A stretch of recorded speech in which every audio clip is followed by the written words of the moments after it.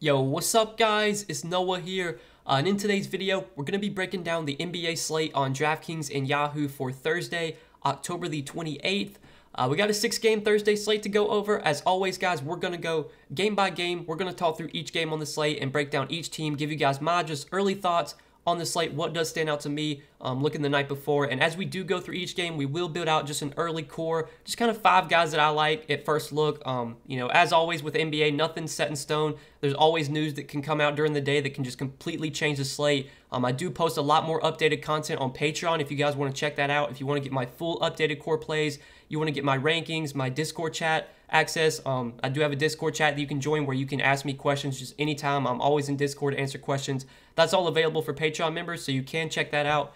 Link down below in the description. But before we get started, guys, please do hit the like button. As always, I appreciate all the likes. If you're new here, hit that subscribe button as well and click that notification bell so that way you do get notified every time I upload. You also do get notified every time I live stream, and I should be live once again today. I'll probably go live a couple hours before lock, maybe like 5 o'clock Eastern, maybe 4:30 Eastern. I'll be live on my YouTube channel, breaking down the slate once again with you guys and answering any of your questions. And also check out the sponsor of the video, PrizePicks. PrizePicks is a new DFS platform. I know a lot of you guys already do play on PrizePicks, but for those of you that haven't checked them out yet and you would like to see what they have to offer, they're more of a player prop based site. You basically just pick the over or the under on the projections that they have listed.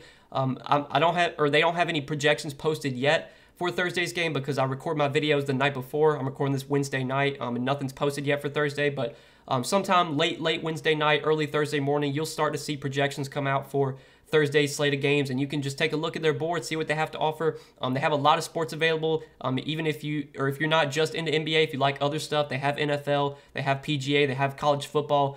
They have a ton of stuff on PrizePicks, so check them out, and be sure to use promo code NOAH when you sign up for PrizePicks. They will match your first deposit up to $100. Basically, they will double your first deposit if you do use promo code NOAH when you sign up for PrizePicks. But yeah, guys, let's go ahead and take a look at Thursday's slate. We're going to start off with the Hawks and Wizards game.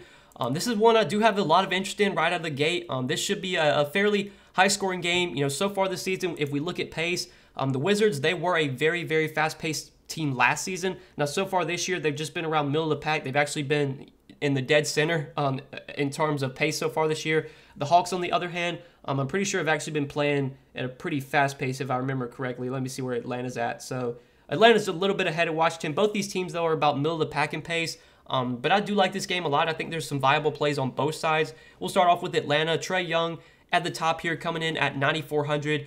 Trae Young on this slate, I think, is a pretty good tournament play. I don't think he'll get much ownership. I don't expect him to be like a core option for me. I think if I was playing cash games, I would probably try and pay up for a guy like Luka Doncic maybe. But Trae Young is definitely a good tournament play and what is a pretty good matchup against the Wizards. The Wizards have never really been that good defensively. They have kind of improved so far this year, but again, it's a little bit of a small sample size. We don't have too much data to look at. We've only played like 3 or 4 games so far this season. Even though the Wizards have been better defensively this year, I don't expect them to be that great of a defensive team overall once again this season. So I think it is a good spot for Trae Young. I think he does make a lot of sense as a tournament play. And then the rest of the Hawks, Clint Capella, John Collins. Clint Capella, I'm not going to be on. He's been on a minutes restriction basically all season, on a back-to-back as well. Definitely, I don't expect Capella to play more than 30 minutes if he even eclipses that. So no interest in him. John Collins, I think, at 6,300 is viable. Now, John Collins is someone that I can never get right. Anytime I actually play John Collins, he always just does bad. On this slate, I think he will probably be in my player pool depending on how many lineups I play.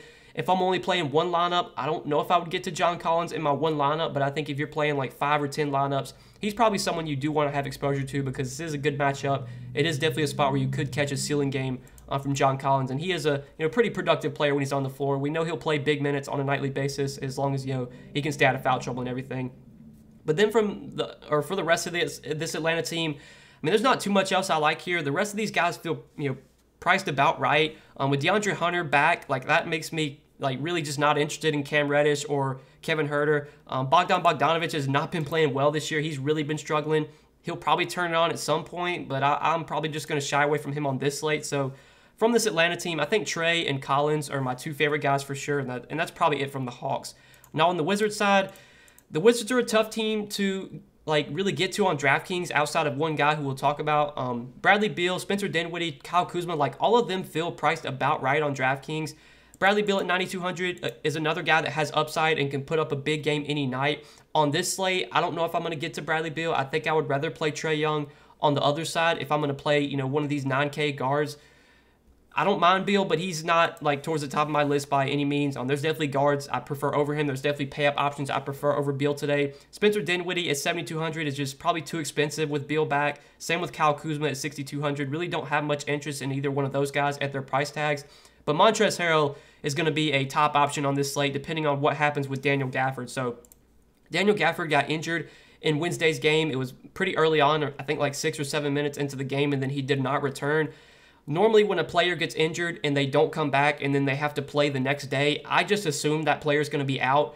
I'm going into this slate assuming that Daniel Gafford's out, and if that's the case, yeah, Montrezl Harrell at 5,300, he's going to be a top option on both sides. He's definitely underpriced on both sides if we do assume that, you know, the Daniel Gafford's going to be out. I mean, you look what Harrell did Wednesday night against Boston after Gafford got injured. Played massive minutes. He played 38 minutes. He almost played the entire game. Like, I think he only sat for like 3 minutes after he subbed in for Gafford, and he was productive as well. Had 44 fantasy points, 25 points, 11 rebounds, 1 assist, and 2 blocks. You know, so far this year with Washington, Montrezl Harrell has been really productive on a point-per-minute basis. He's kind of looked like his old self when he was with the Clippers, when he was the 6th man of the year, or, you know, when he played like the 6th man of the year. He's looked like that kind of player so far this year with Washington.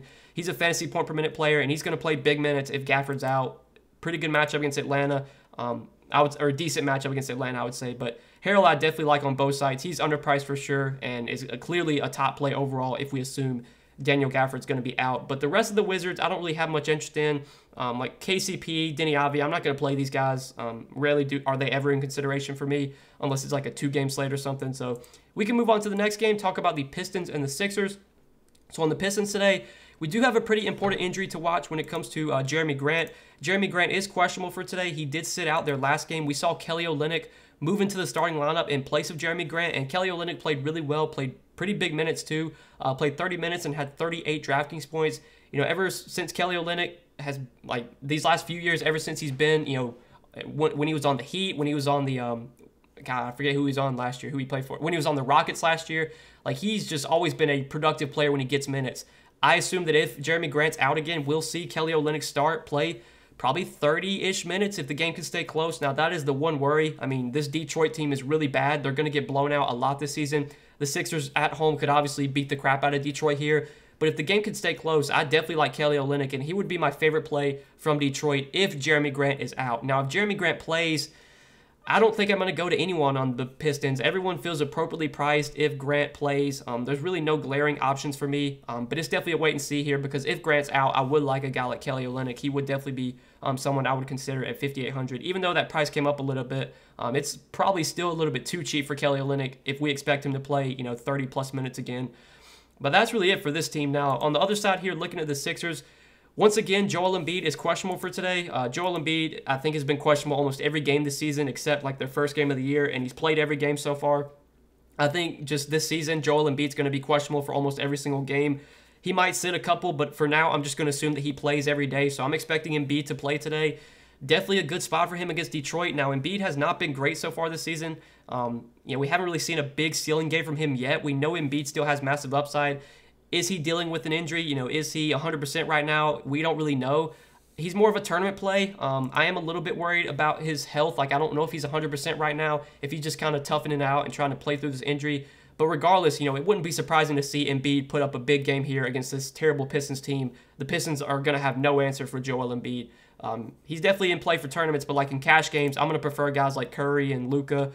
Even like Julius Randle, I might prefer for cheaper as well, who we'll talk about in a second. But Embiid's definitely in play. Tobias Harris without Ben Simmons definitely benefits, but his price has now come up to 8,700. Like, he's almost 9K. God, it's really tough to pay this price tag for Tobias Harris. Like, you're going to need 50-plus DK points from him for him to be a really good play at this price point. Could Tobias Harris put up 50-plus DK points today? I mean, he absolutely could. But I think at this price, I'm fine just kind of staying away from him. He just feels a little bit too expensive for my liking. I mean, the rest of these Sixers feel priced right. Like Tyrese Maxey at 5,800, I don't really have any interest in. Like, he feels priced right, if not a little bit too expensive. I was on him at the beginning of the year when he was really cheap, but obviously that's not the case anymore. Seth Curry feels priced right. Danny Green, I guess if you need a value, he's fine. Like Danny Green's probably going to play 25 to 28 minutes.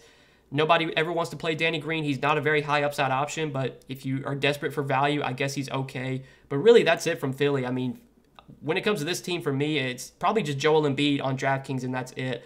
Now, obviously, if Joel Embiid gets ruled out by any chance, then yeah, guys like Tobias Harris, Tyrese Maxey, Seth Curry, Andre Drummond, these guys would be fantastic plays if Embiid gets ruled out. But for now, we'll just assume that Embiid plays. If we get news that Embiid's out, we can obviously touch on that in the live stream, or, you can check out my Patreon content, and I'll be able to post my updated thoughts on that situation if it were to happen.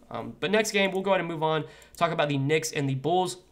So looking at the Knicks today, Julius Randle starting off at the top. I like a lot as a pay-up option here. He's probably my second favorite pay-up option on this slate just at first look. I would put him behind Luka, but I think Julius Randle is a good play for sure. 9,500, that price does feel about right, but obviously Randle still has the upside to, put up a big game at this price point. He can still go for 55, 60 DraftKings points. I don't think he's going to be that popular either, especially where he's priced at. I don't think he's really going to project that well in the projections, at this price point. So I definitely like Randle in tournaments. I like the matchup against the Bulls. I expect this Bulls team to be a pretty fast-paced team this year. So far this season, if I do looking at pace, the Bulls haven't been that fast they haven't played at that fast of a pace so far this year. But that's a small sample. I think this is going to be a fast-paced team. When you have Lonzo Ball, Zach LaVine, two guys that like to run up the court, that like to play fast, this probably will be a pretty fast-paced team by the end of the season. So I think it is a good spot here for Julius Randle. It's definitely a pace-up spot for the Knicks. The Knicks are a pretty slow-paced team overall. They were a slow-paced team last year. I think they'll probably be a pretty slow-paced team once again this season. But Randle definitely has a ton of upside. He's a very productive player when he's on the floor. He can stuff the stat sheet. I do have a good amount of interest in him at 9,500.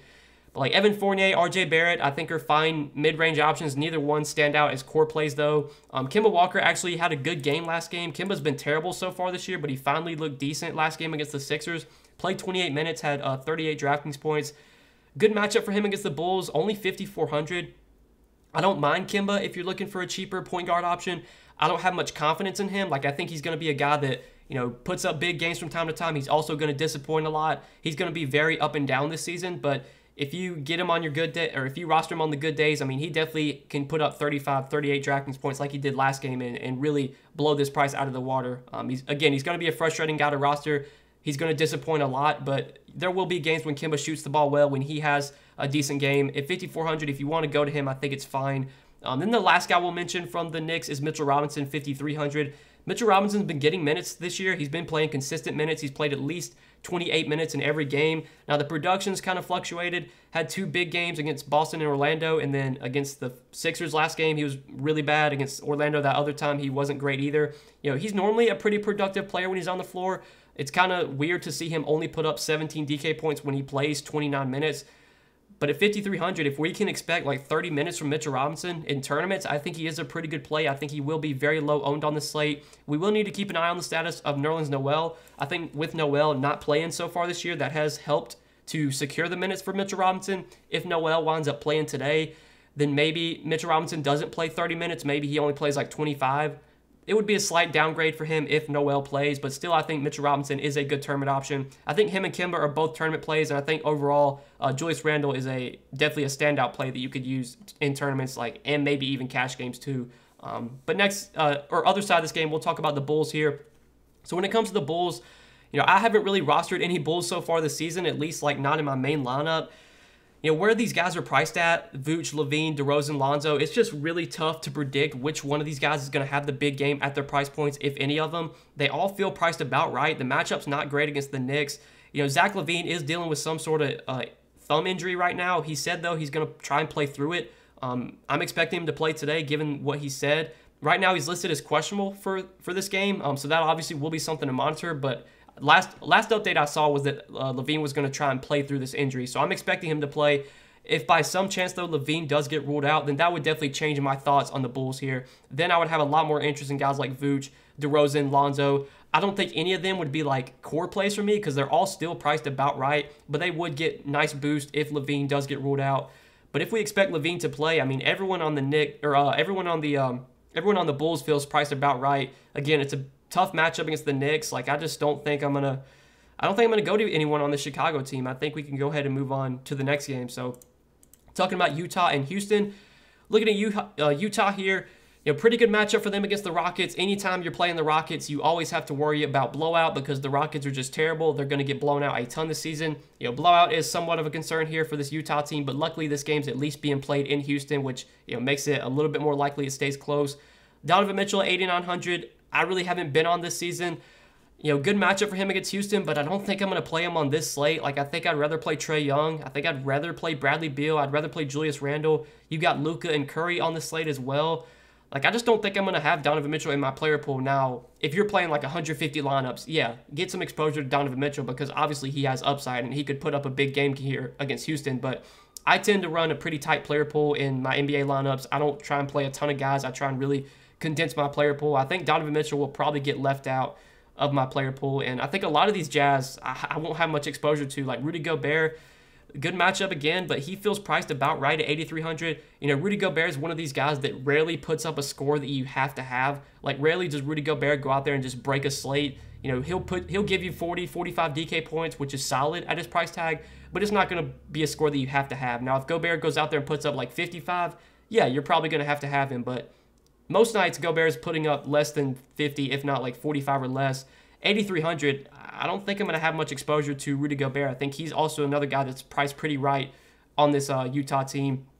Mike Conley in the mid-range, I think is playable at 5,900. Now, his minutes so far this year have not been as high as I would like. He's not getting 35, 36 minutes. They seem to be capping him around like 30 to 32 minutes, which is a little bit of a concern. But at only 5,900, I mean, it wouldn't be surprising to see Mike Conley put up 36 DK points in 32 minutes. If he does that, he'll be a pretty decent play at his price tag. But again, I don't think there's any standout plays from this Utah team. We will need to watch the status of Bojan Bogdanovic. He's currently questionable with an illness. If Bojan does not play, I assume that Joe Ingles would move into the starting lineup. Joe Ingles would probably become my favorite play from Utah if Bogdanovic gets ruled out. Now, Joe Ingles has not been great so far this year, but again, we're kind of banking on the fact that Bogdanovic could be out, which would insert Ingles into the starting lineup most likely, and it would likely increase the playing time for Ingles as well. Normally he plays around 25 to 28 minutes off the bench. If he were to start here in place of Bogdanovic, he would probably play like 30 to 32 minutes. At only 4,900, I would definitely have some interest in Joe Ingles if Bogdanovic gets ruled out. So we'll have to wait on that news. Joe Ingles would definitely be my favorite play from Utah if Bogdanovic sits, but if he plays, I really don't see much I like from this Utah team.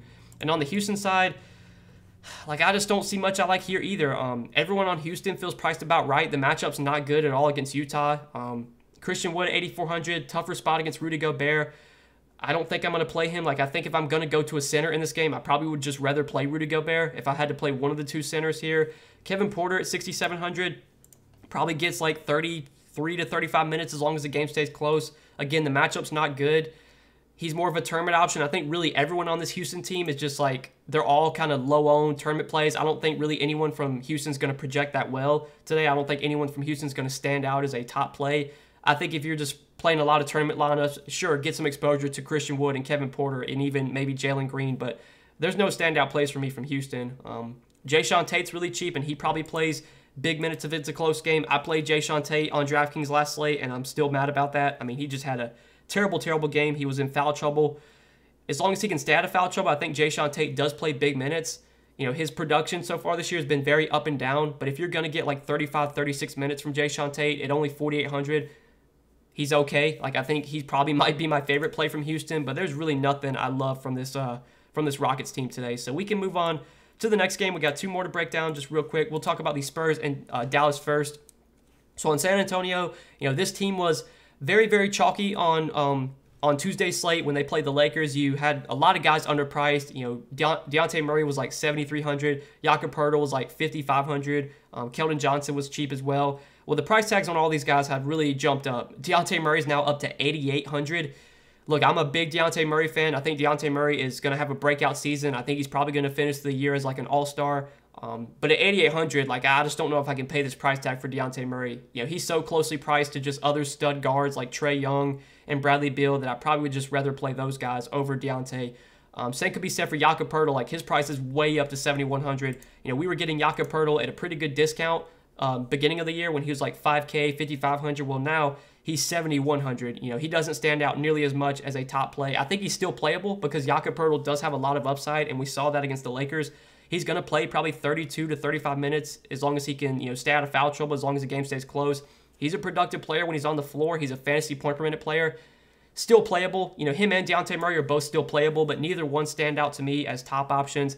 Same could be said for Derek White. I think Derek White's an okay mid-range play. Keldon Johnson's an okay mid-range play. I think the Spurs, though, do give us some value. So we know Doug McDermott is going to be out for this game. Doug McDermott is a starter for San Antonio, so somebody is going to have to replace him in the starting lineup. And my best guess is it will either be Lonnie Walker or Devin Vassell. I think both these guys see increased minutes with McDermott out. If I have to pick one right now, I'm going to lean with Devin Vassell. I think Devin Vassell is more likely to be in the starting lineup, and he's super cheap on DraftKings. He's only $4,200. He's also super cheap on Yahoo. If you play over on Yahoo, Devin Vassell is only $11 over there, so I like him a lot on both sides if you're looking for a cheap shooting guard small forward.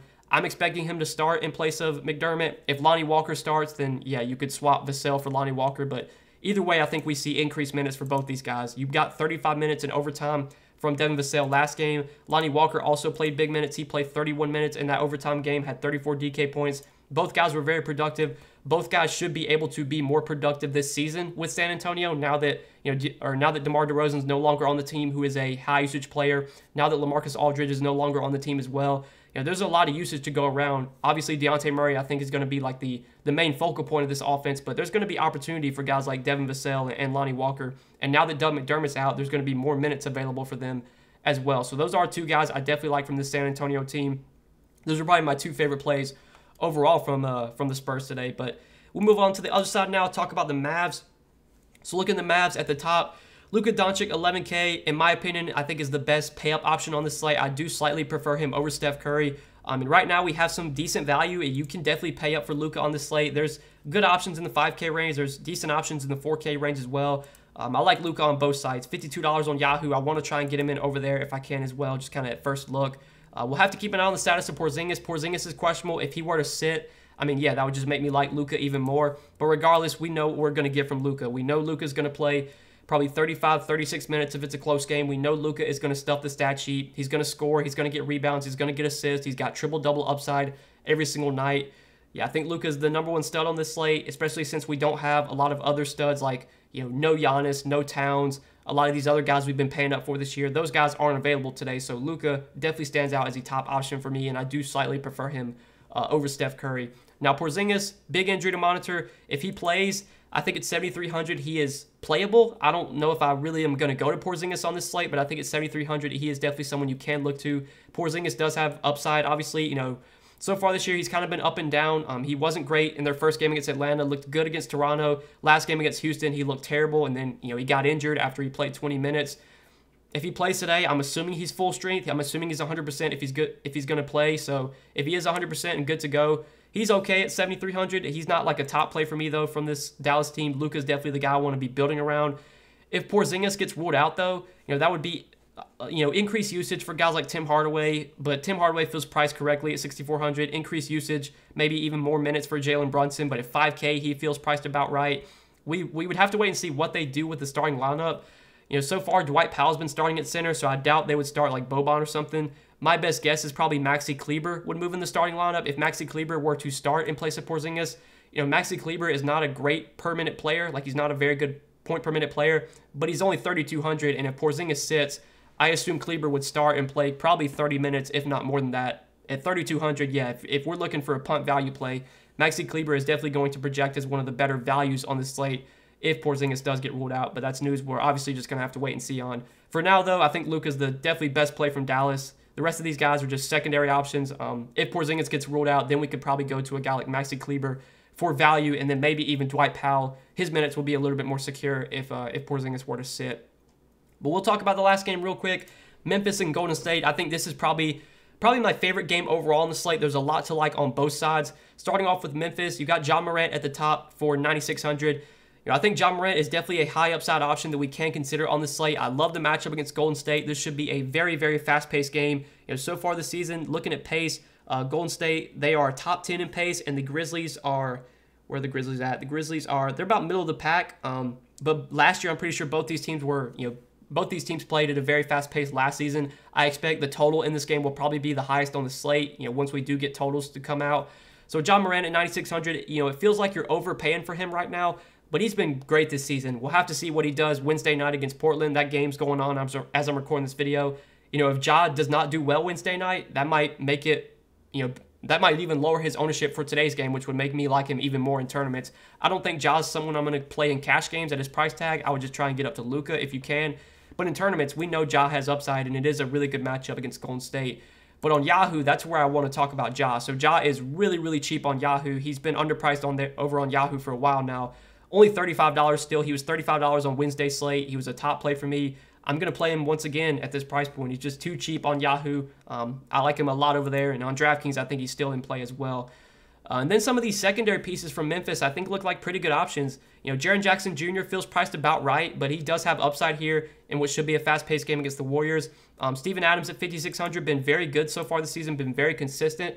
You know, I worry a little bit about this game, maybe going small, and maybe we see like Jaren Jackson Jr. playing some, you know, small ball lineups where they play him at the 5, because this Golden State team obviously was going to play, they're going to play small a lot. They're going to have Draymond at the 5 a lot. You know, they don't really give Kevon Looney a ton of minutes.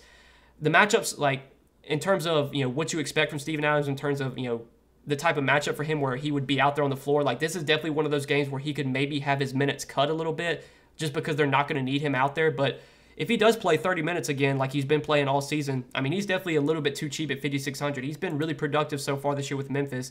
He's definitely a mid-range option you could go to at center. I assume he will come in, you know, way lower owned than someone like Montrezl Harrell.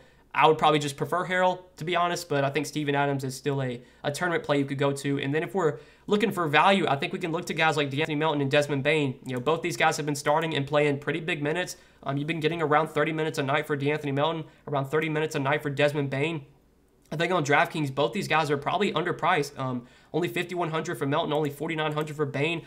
I like both of them on this slate. I think they're both solid values. I mean, they were guys I had interest in on Wednesday night slate. The price tags really didn't move. It's another good matchup. It's another fast-paced game against the Warriors. So I like going right back to Melton and Bane. Again, they're both cheap. They're both getting the minutes. Bane's been productive this year. You know, something we saw from Bane last season when he was with the Grizzlies. He really wasn't that productive in his first year with the Grizzlies. He wasn't that great of a permanent player. So far this year, though, he's kind of been improved in, you know, his permanent production. He's been taking more shots as well. They've been using him a lot more in the offense.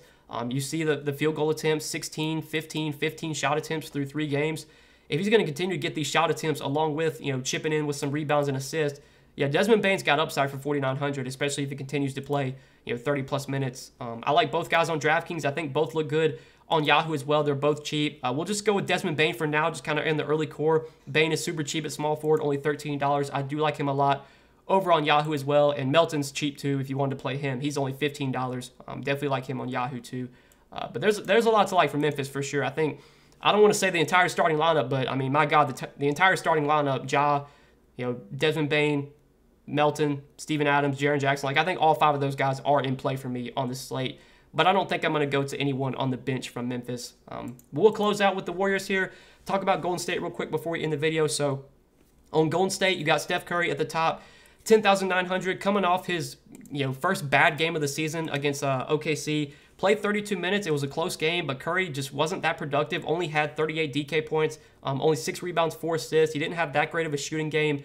I would expect Curry to bounce back here. I think Curry's a top stud today, but I do prefer Luka. I don't know if there's going to be enough value to play Curry and Luka together. You know, that might be something I look to do. Curry right now is more of a secondary option for me, whereas Luka I think is going to be the priority if I have to choose a stud to pay up for. But obviously Curry has massive upside. He can put up 60 DraftKings points any night. You know, he's been contributing with peripherals this season. He's been getting rebounds. He's been getting assists, and we know he's going to score a ton. So there's definitely upside for Steph Curry, even at this high price point. You know, Draymond Green at 7,400 feels priced about right. He's been getting around 32 to 34 minutes. We really haven't seen Draymond play in 36, 38 minutes like they've been giving Curry.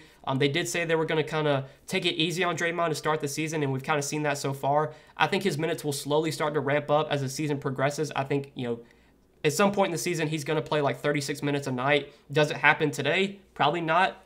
You know, if we're going to get like 32 minutes from Draymond, at 7,400, he feels priced correctly. Same could be said for Andrew Wiggins. Now, Andrew Wiggins had a really big game last game, 39 DK points in 31 minutes. He shot the ball pretty well, did not shoot the ball that well from 3 at all, 0 for 5 from 3, but shot 52% from the field. You know, I think Andrew Wiggins, him and Draymond are both secondary options. I don't think they're like top plays for me from this Golden State team. The only other guy I'll mention from the Warriors is Jordan Poole, 5,800. Jordan Poole's minutes have also kind of been a little up in the air this year. We haven't really seen Jordan Poole play in the massive minutes that I thought he was going to get. I thought Jordan Poole, while Klay Thompson remained out, Jordan Poole was going to be someone that played 35, 36 minutes a night. So far Steve Kerr's been kind of capping him around like the high 20s, low 30s. Played 29 last game, played 32 the game before that. That definitely caps his upside a little bit if he's not going to get 35, 36 minutes. If they're only going to play him like 28, 30 minutes. He's still playable, though, at 5,800. I think him, Wiggins, and Draymond are kind of secondary options for me. Curry, I think, is the best play from Golden State if I had to pick somebody. I'll definitely be sprinkling in these Golden State guys. I don't know if there's going to be any core plays from me from the Warriors outside of maybe Curry. But like I said, I prefer Luka.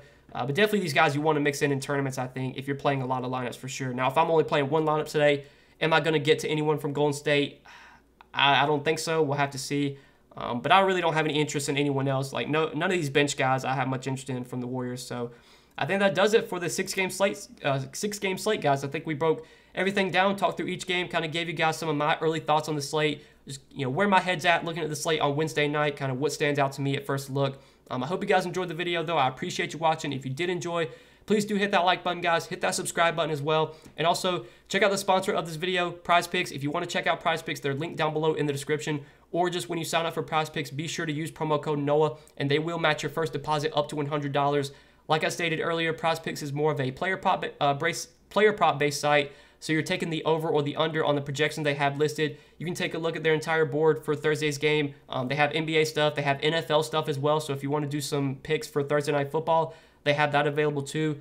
There's a lot on PrizePicks. They have a lot to offer. Check them out. Use promo code NOAH when you do sign up over there, and they will match your first deposit up to $100. But yeah, guys, I think that does it for this video. I appreciate you guys watching. I hope you enjoyed. Best of luck on the slate, and we'll see you in the next one. Good luck, guys. Peace.